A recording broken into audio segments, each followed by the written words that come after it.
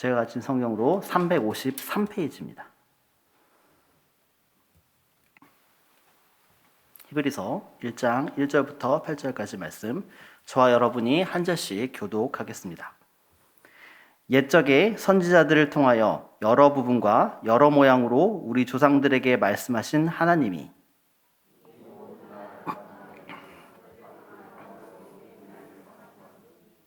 이 아들의 만유의 상속자로 세우시고 또 그로 말미암아 모든 세계를 지으셨느니라. 이는 하나님의 영광의 광채시요 그 본체의 형상이시라. 그의 능력의 말씀으로 만물을 붙드시며 죄를 정결하게 하는 일을 하시고 높은 곳에 계신 지극히 크신 이의 우편에 앉으셨느니라. 그가 천사보다 훨씬 뛰어남은 그들보다 더욱 아름다운 이름을 기업으로 얻으시느니 하나님께서 어느 때에 천사 중 누구에게 너는 내 아들이라 오늘 내가 너를 낳았다 하셨으며 또다시 나는 그에게 아버지가 되고 그는 내게 아들이 되리라 하셨느냐. 또 그가 맏아들을 이끌어 세상에 다시 들어오게 하실 때에 하나님의 모든 천사들은 그에게 또 천사들에 관하여는 그는 그의 천사들을 바람으로 그의 사역자들을 불꽃으로 삼으시느니라 하셨으되 아들에 관하여는 하나님이여 주의 보좌는 영영하며 주의 나라의 규는 공평한 규니이다. 아멘. 안녕하세요. 반갑습니다. 한 주도 평안하셨나요? 지난주 한 주는 이제 설 명절이 있었는데 코로나 상황이 많이 좋지 않아서 또 여러분들이 또 명절을 또 어떻게 보내셨나 잘 모르겠습니다. 아무튼 지금 코로나 상황이 좋지 않은 상황은 분명합니다. 하지만 상황이 이런 상황일수록 우리가 하나님을 더욱더 신뢰하고 이 상황 속에서 하나님의 선하신 뜻이 드러나기를 소망하며 나아가기를 소망합니다.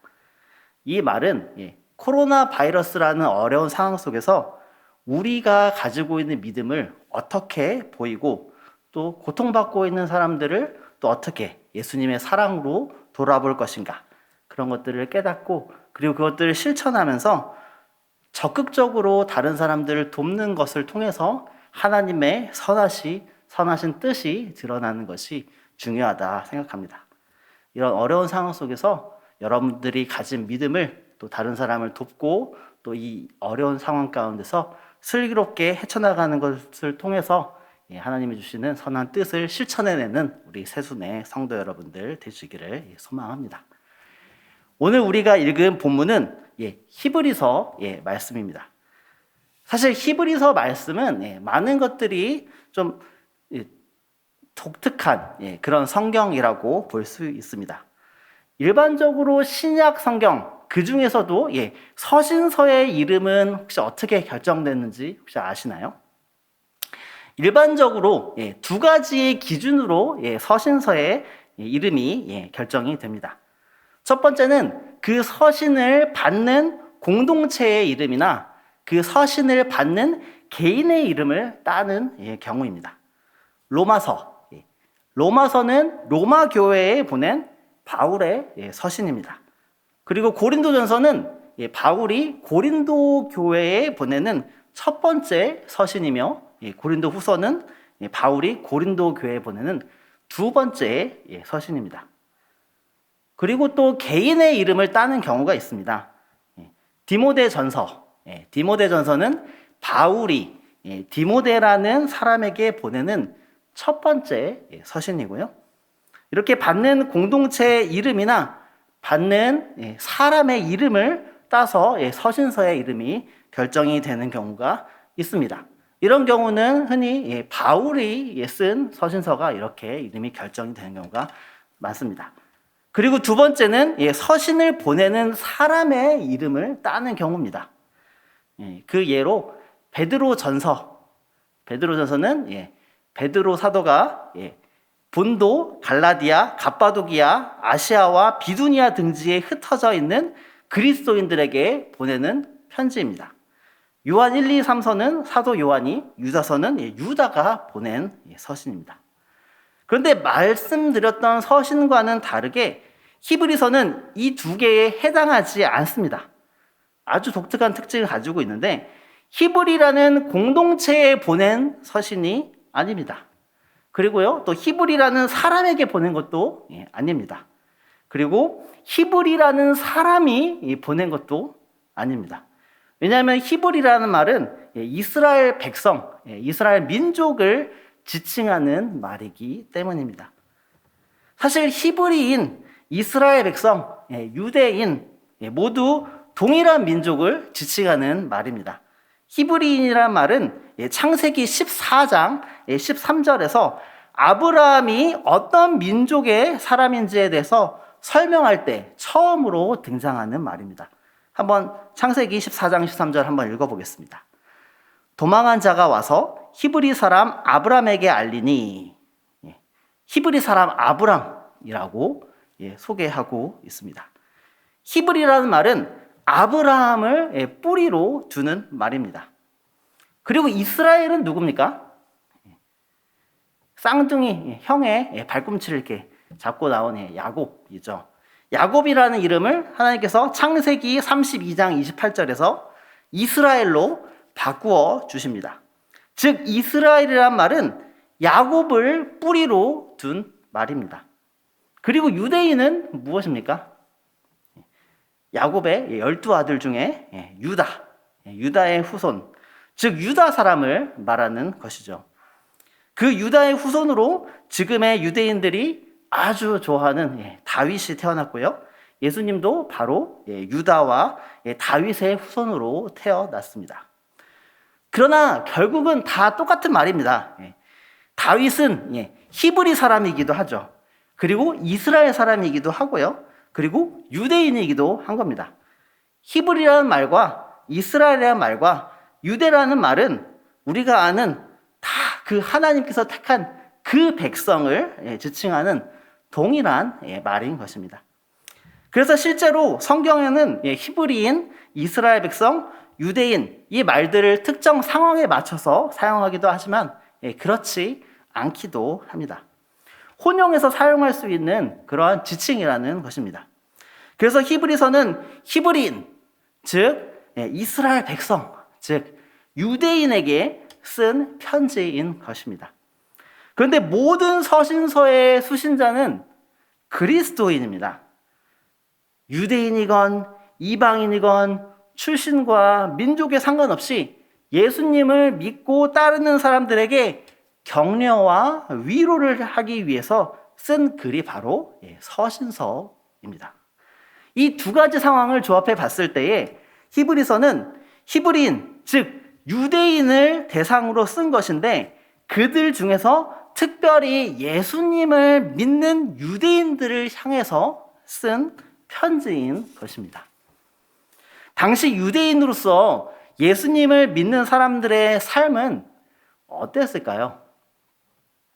육체적으로 평안한 삶을 누리고 있었을까요? 그렇지 못했다라고 생각됩니다. 왜냐하면 예수님을 죽인 사람들도 다 유대인이었습니다.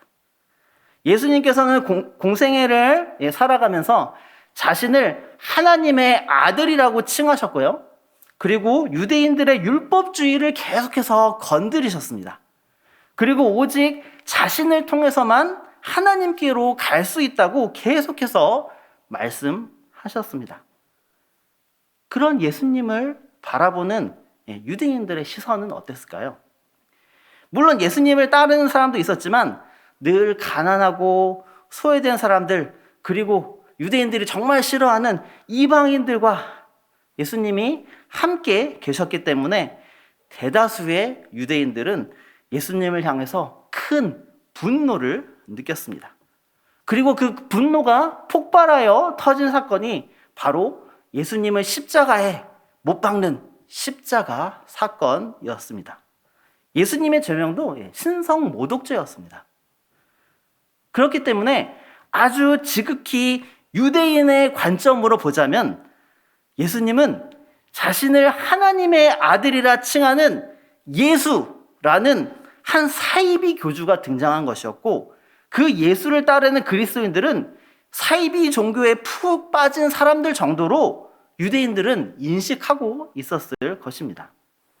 그 이후로 유대인 그리스도인들은 주위의 다른 유대인들로부터 갖은 핍박, 환난, 멸시 이런 것들을 당하고 있었습니다. 사실 그 핍박의 정도는 우리가 상상할 수 있을 정도보다 훨씬 더 크고 강력하고 어려웠을 것이라고 보여집니다. 그래서 예수님을 믿는 유대인 그리스도인들이 예수님을 믿는 신앙을 포기할까 하는 생각이 들 정도로 아주 큰 위기에 처해 있었던 것입니다.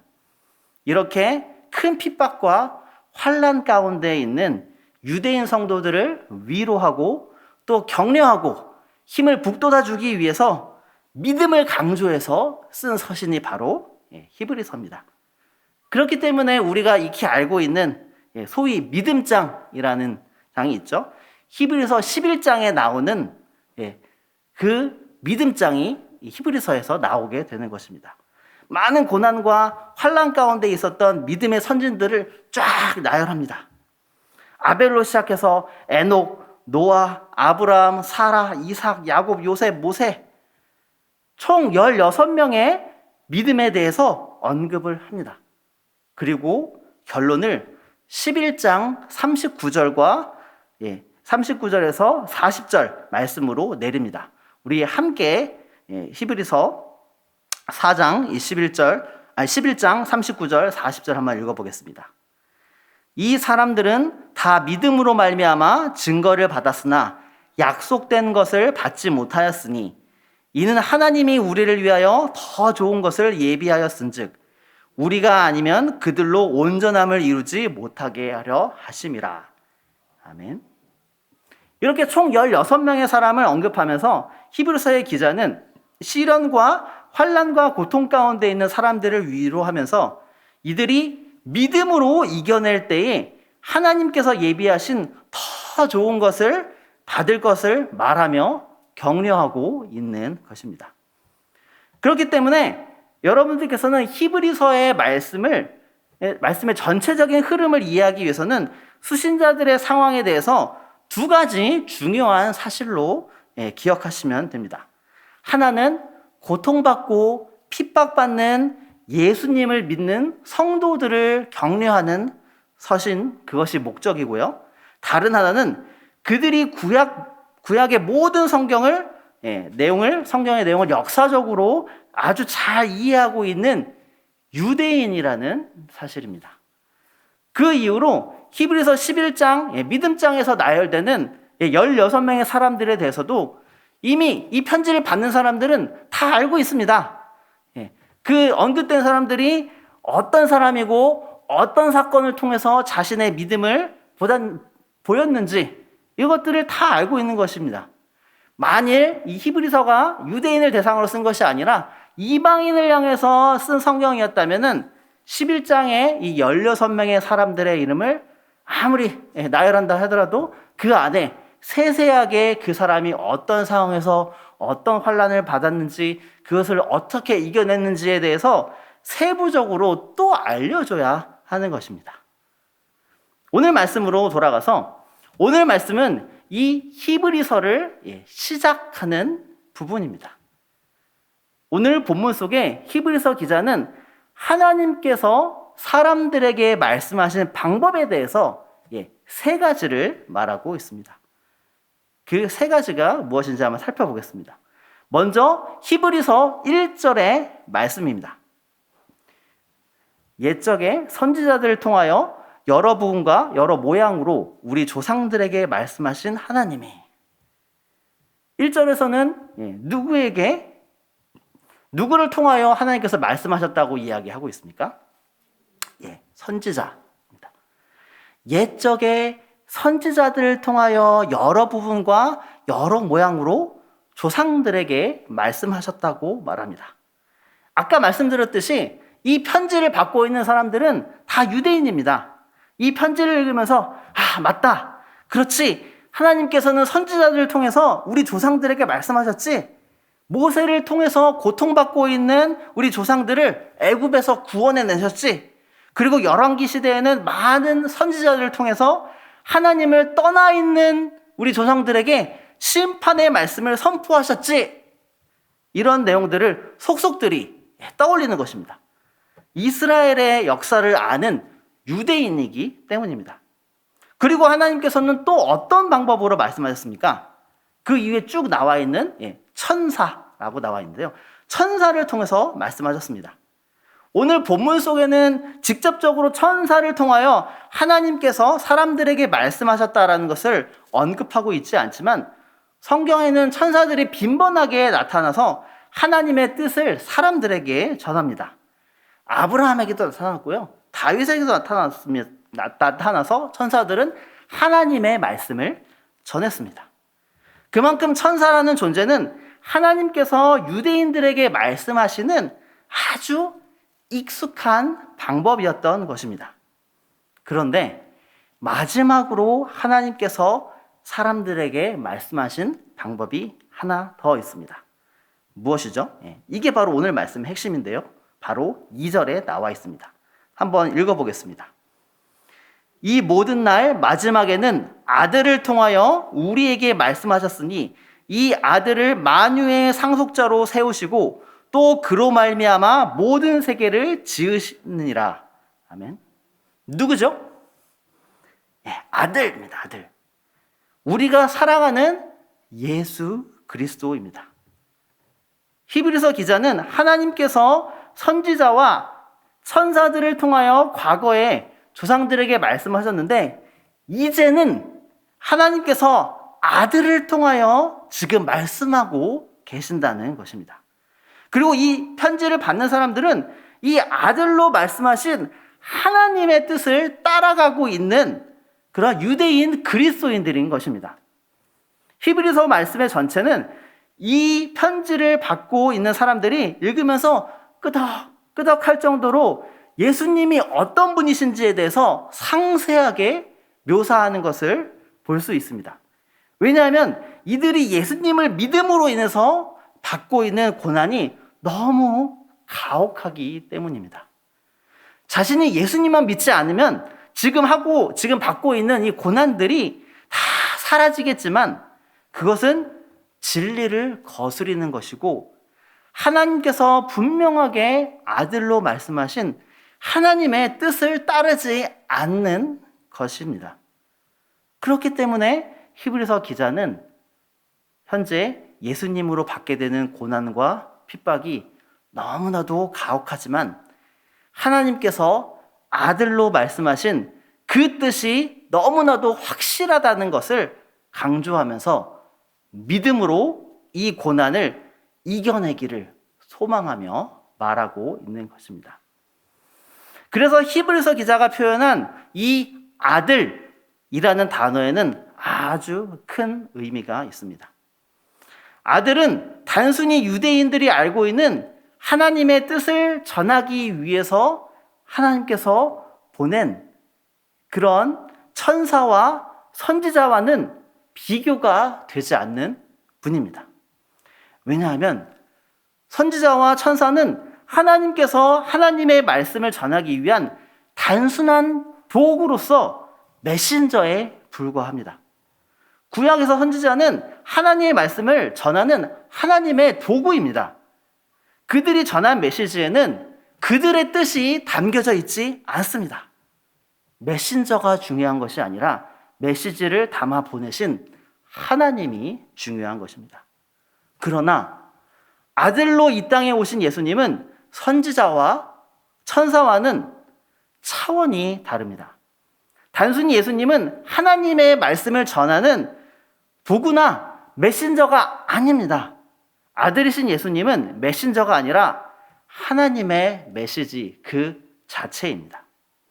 예수님을 이 땅에 보내신 것은 하나님의 뜻을 대신 말하기 위함이 아니라 예수님께서 이 땅에 오신 것 자체가 바로 하나님의 뜻인 것입니다. 2절 하반부에서 이 아들에 대해서 더욱더 상세히 묘사하는 것을 볼 수 있습니다. 한번 눈으로 한번 따라가 한번 살펴볼까요? 만유의 상속자로 세우셨습니다. 하나님께서 만드시고 운행하는 이 모든 것의 상속자로 이름하셨습니다. 그런데 단순히 상속자만이 아니라 예수님으로 말미암아 모든 세계를 지으셨다고까지 말하고 있습니다. 요한복음 1장 1절에서부터 3절까지는 사도 요한께서 태초에 말씀하신 예수님이 있었고 이 말씀이 하나님과 계셨고 이 만물이 이 말씀을 통해 지어졌음을 말합니다. 히브리서 2절 말씀도 이와 일맥상통하다 볼 수 있습니다. 그리고 3절에 이어서는 이렇게 말하고 있습니다. 함께 3절을 읽어보겠습니다. 이는 하나님의 영광의 광채시요 그 본체의 형상이시라. 그의 능력의 말씀으로 만물을 붙드시며 죄를 정결하게 하는 일을 하시고 높은 곳에 계신 지극히 크신 이의 우편에 앉으셨느니라. 이 아들은 하나님의 영광의 광채로서 하나님의 영광을 드러내는 분입니다. 그리고 이 아들은 하나님의 본체가 이 땅의 형상으로 되어 우리 곁에 오신 분입니다.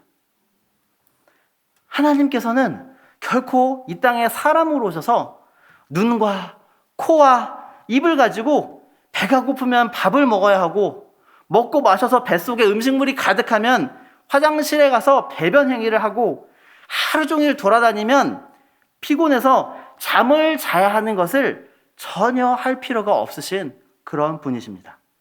그러나 하나님께서는 일부러 이 땅에 우리와 똑같은 육신이라는 형상을 입고 오신 것입니다.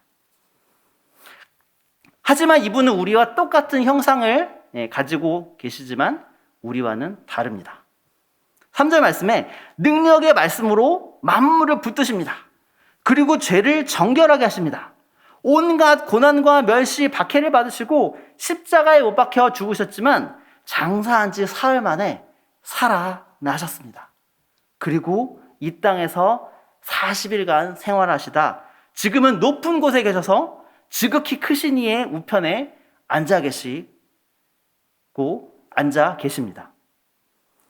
히브리서 기자는 유대인들이 그토록 미워하고 사이비 종교의 교주로 여기는 예수님이 결코 그런 분이 아니시라고 말하는 것입니다.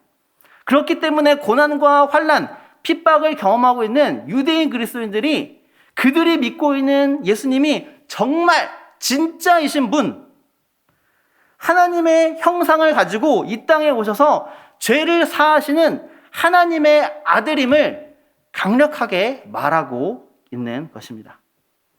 이겨내라. 환난을 이겨내라. 박해를 이겨내라. 믿음을 지켜라. 신앙을 포기하지 마라. 이렇게 강권하고 있는 것입니다. 이 말씀은 비단 이 히브리서를 수신하는 수신자들에게만 해당하는 것이 아니라 여러 가지 환난을 경험하고 있는 지금 이 자리에 계신 저와 여러분을 향해 주시는 하나님의 말씀이기도 합니다. 그리고 이어서 4절 이후에는 아들이 천사보다 훨씬 뛰어난 모습을 여러 가지 측면에서 말하고 있습니다. 하나님께서는 그 어떤 천사에게도 하나님께서 아들이라 칭하지 않았습니다. 또한 천사들은 결코 경배의 대상이 되지 않습니다. 오직 살아계셔서 온 만물 가운데 역사하시는 아들이신 예수 그리스도만이 천사의 경배를 받으실 분인 것입니다. 구약의 역사를 모두 알고 천사가 어떤 존재인지를 잘 알고 있는 유대인 그리스도인들에게 예수님과 천사를 비교하는 것은 유대인들이 그렇게 흠모하는 천사보다 예수님은 더 위대하며 오히려 천사의 경배를 받으시는 분, 바로 그들이 믿고 있는 예수님이며 그렇기 때문에 그들에게 신앙을 포기하지 말고 예수님을 믿는 믿음을 굳건하게 붙들 것을 말하고 있는 것입니다. 지금 이 말씀을 함께 듣고 있는 하나님의 아들이신 예수 그리스도를 믿고 따르는 저와 여러분, 혹시 여러분은 하나님의 아들이신 예수님을 믿음으로 겪게 되는 환난과 핍박 그리고 시련이 혹시 있으십니까? 가족 가운데 아무도 예수님을 알지 못한 채 홀로 신앙생활을 하시며 여러 핍박과 시련을 겪고 계신 분도 분명히 계실 겁니다. 내가 예수님을 믿는 것만 포기하면 이런 어려움과 환난, 시련을 겪지 않을 텐데 이런 생각을 가지고 계신 분도 있을 거라고 생각됩니다. 또 어떤 분은 예수님을 믿음으로 인해서 겪게 되는 환난과 핍박 그리고 이런 시련의 시간들을 다 이겨내므로 믿음으로 이것들을 다 지켜낸 후에 더 나아가서 복음을 가족들에게 전하고 또 그 가족들이 예수님을 영접하여 모든 가족이 예수님을 믿고 따르는 그런 가정이 된 가정도 분명히 있을 거라고 생각합니다. 이뿐만 아니라 우리가 예수님을 믿음으로 인해서 겪게 되는 환난과 핍박은 여러 형태로 다가옵니다. 그것은 직장 가운데에서도 일어날 수 있고요. 친구와의 관계에서도 일어날 수 있습니다.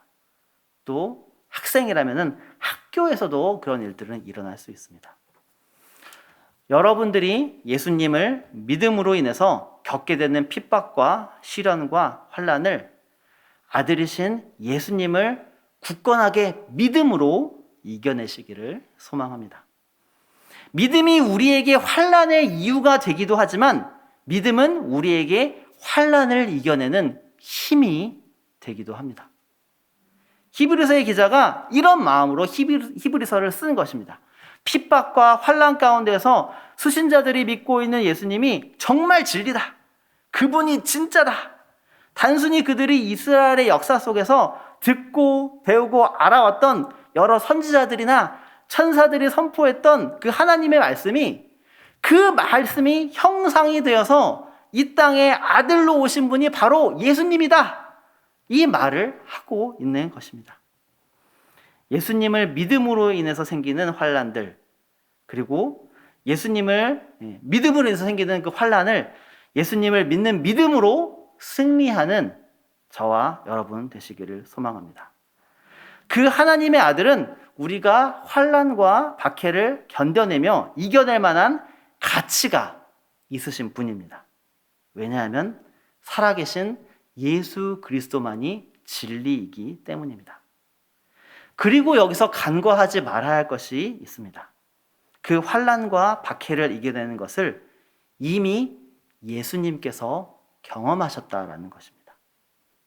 이렇게 환난과 박해 가운데 있는 성도들에게 히브리서 기자는 4장 15절과 16절에서 이렇게 말합니다. 함께 4장 15절과 16절을 함께 읽겠습니다. 우리에게 있는 대제사장은 우리의 연약함을 동정하지 못하실 이가 아니요 모든 일에 우리와 똑같이 시험을 받으신 이로되 죄는 없으시니라. 그러므로 우리는 긍휼하심을 받고 때를 따라 돕는 은혜를 얻기 위하여 은혜의 보좌 앞에 담대히 나아갈 것이니라. 아멘. 예수님께서는 우리와 똑같이 시험을 받으신 분이시기에 우리가 환난과 박해 가운데 갖게 되는 그 연약함을 모르시는 분이 아니십니다. 우리의 연약함을 아시는 그 하나님의 아들이신 예수 그리스도께서 우리에게 이길 수 있도록 때를 따라 돕는 은혜를 반드시 주실 것입니다. 그 은혜를 사모하며 환난 가운데 승리하며 살아가는 저와 여러분 되시기를 소망합니다. 기도하겠습니다. 하나님, 히브리서 말씀을 통해서 히브리서 편지를 받는 그 사람들이 예수님을 믿는 믿음으로 말미암아 수많은 고난과 환난과 핍박, 아픔 가운데 처해 있었습니다. 하지만 그 아픔과 환난과 핍박, 고난을 이겨낼 믿음을 주시는 분도 바로 예수 그리스도임을 믿고 나아갑니다. 이미 예수님께서 우리를 위하여 고난을 받으셨기 때문에 우리가 받는 고난의 아픔, 고난의 상처, 힘든 것 다 아십니다. 그것을 이겨낼 힘을 우리에게 주시옵시고 우리가 믿음으로, 예수 그리스도를 믿는 믿음으로 그 고난 가운데 승리하며 살아가는 하나님의 귀한 자녀 될 수 있도록 하나님 인도하여 주시옵소서. 감사합니다. 예수 그리스도 이름으로 기도합니다. 아멘.